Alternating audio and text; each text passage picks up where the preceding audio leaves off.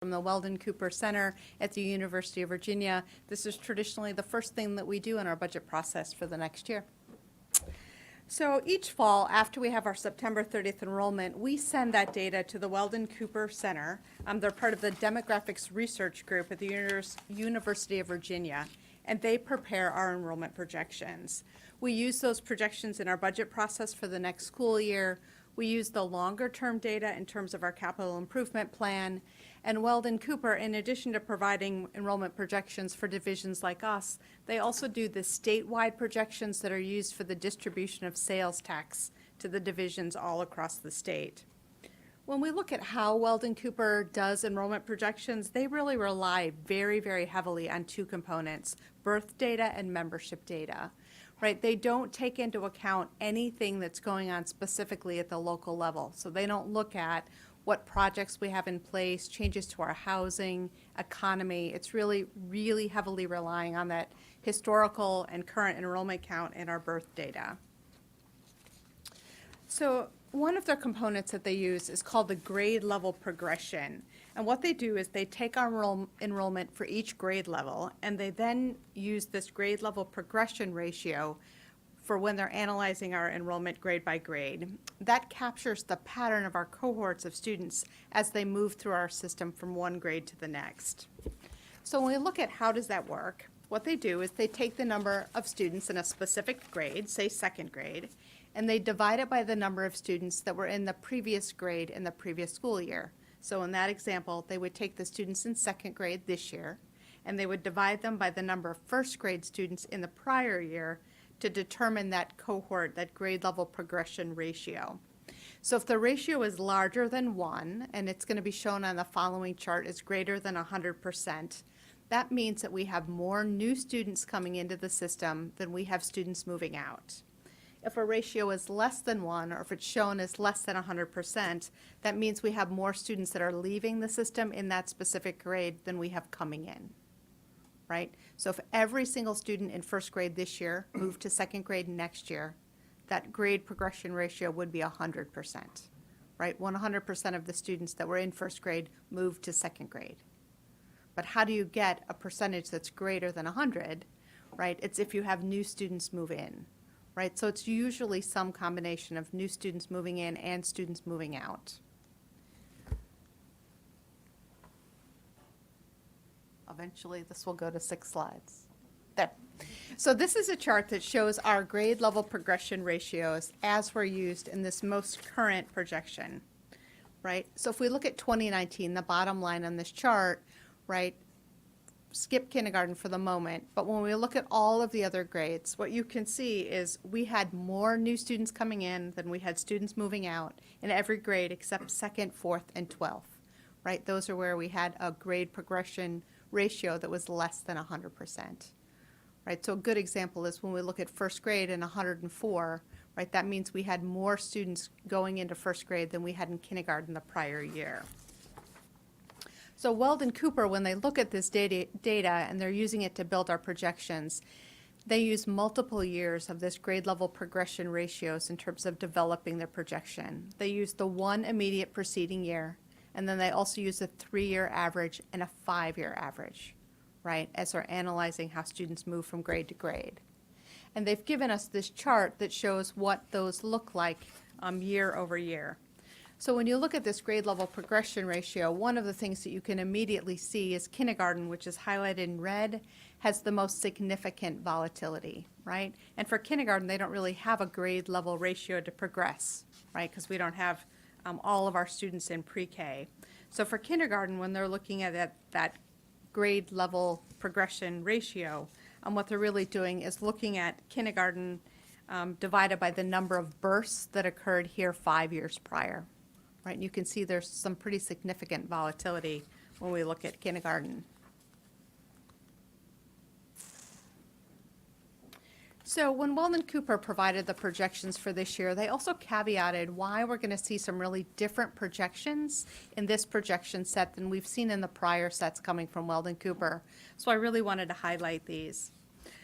First, when we look at their 15-year projections, which is what we get 5-year projections on a school-by-school, grade-by-grade level basis.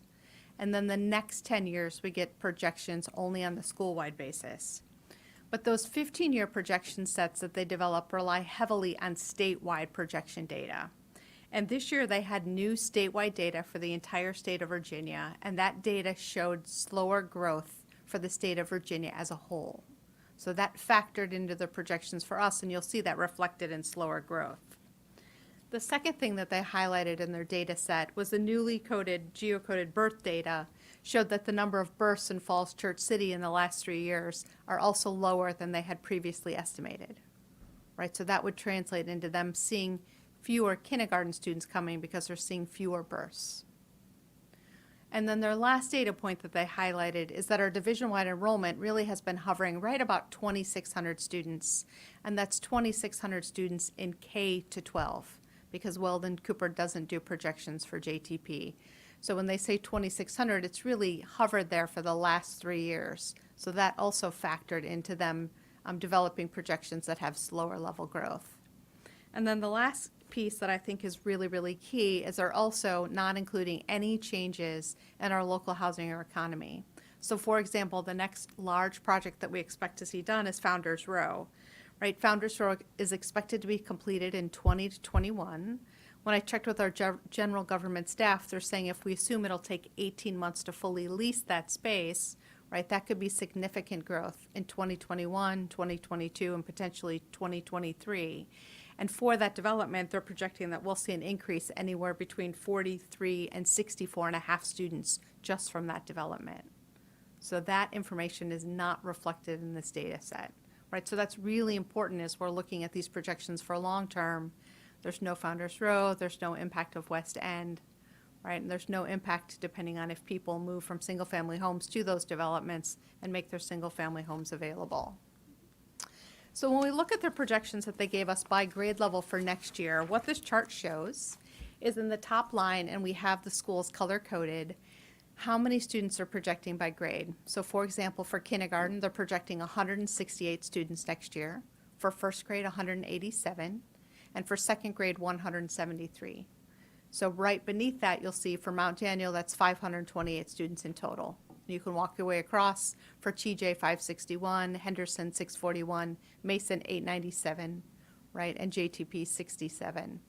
So when we compare that to how many students we currently have, right, which is the next line beneath that, what you can see is 168 students is 12 fewer kindergarten students than we had this year on September 30th, right? Conversely, they're projecting 15 additional first grade students, 2 fewer second grade students.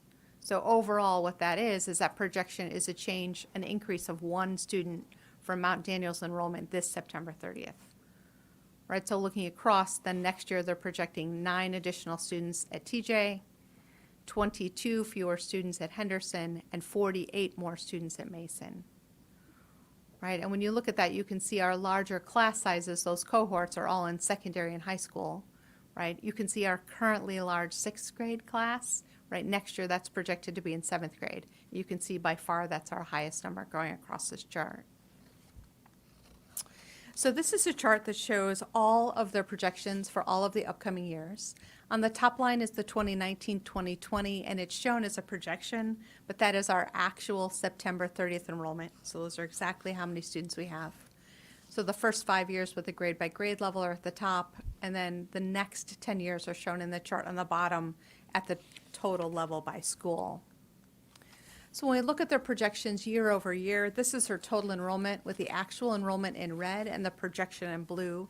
Again, it's important to note that this does not include the impact of Founders Row, West End, or any other economic development. When we look at how their projections compare year over year, this is an important chart as we really think about how close our projections been. So you'll see for each fiscal year on the left, we have the year. We show how many students were projected, what the actual number of students were, and what the difference was between the projection and the actual, and then what that translates to in terms of a percentage of the actual compared to the projected. So if we look at last year, 2019, they had projected 2,741 students. Our actual enrollment came in at 2,645. That was 96 fewer than projected, right? So their actual versus projected was 96.5%. When we look at 2020, this 2,669, that's the enrollment number that we adjusted. If you remember last year during the budget process, we pulled kindergarten down by 30 students, right? We did that. Our actual enrollment came in at 2,658. So after our adjustment, we were only 11 students that are actual below what we projected. So that chart really goes through and gives the numbers on the left and a chart on the right.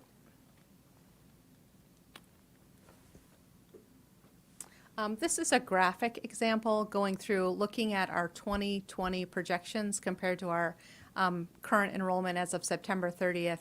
In this case, we left in Weldon Cooper's original projection for kindergarten, right? Just trying to note between the previous slide and this slide, if we had used their kindergarten projection this year, you would see we would have come in below, not quite 30, but 27 students below what they had projected.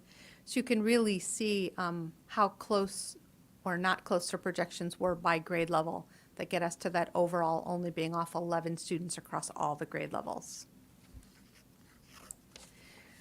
So this chart really looks at long-term, what did the projections from Weldon Cooper look like? So this is a little bit complicated, so if I can take just a second to walk through what this slide is, because this is different than what we've presented in the past.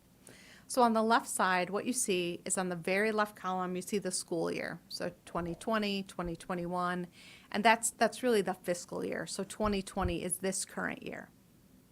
So then when you look across the columns, the next column to the right is, so in fall of 2019, how many students did Weldon Cooper say we would have in 2020?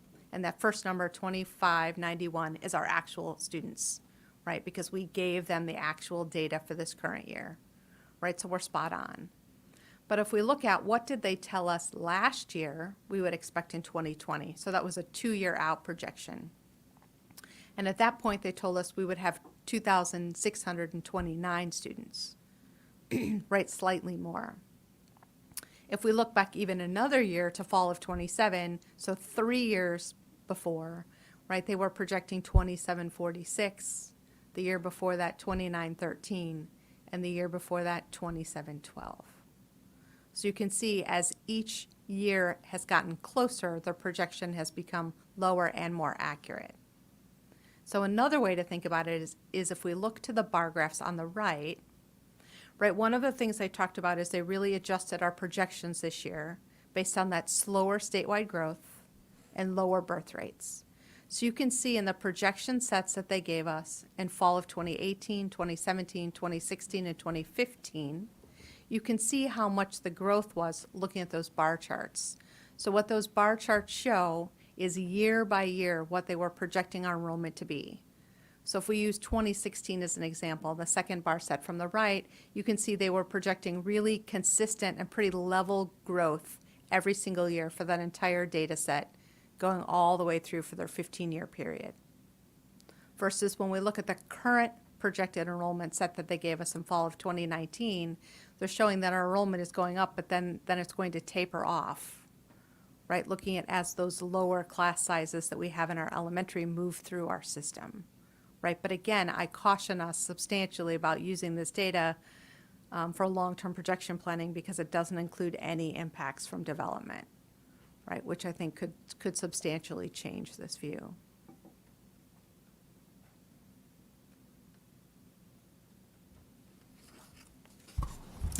So that was the last slide, right? This enrollment data is one of the first pieces that we used, really starting to look at staffing and other things that we need for our schools as part of the budget development process for the next year. So it seems like some of the good news is that while their projections are going down, that does give us some space for those new developments to come online and not go too far over where we are right now. So like, where it says, it looks like we're going to have a really significant decrease in enrollment, steady decrease. We're probably not in the city of Falls Church based on our projected developments coming online. Is that accurate? Mm-hmm. So, when other people are looking at this, it's important to remember that this really doesn't include any of the housing developments or things that are unique to Falls Church City. Okay. I find it very hard to believe that our enrollment's going to decrease. At minimum, stay level, or within a small range. Even with what we're seeing, when I talk to the city manager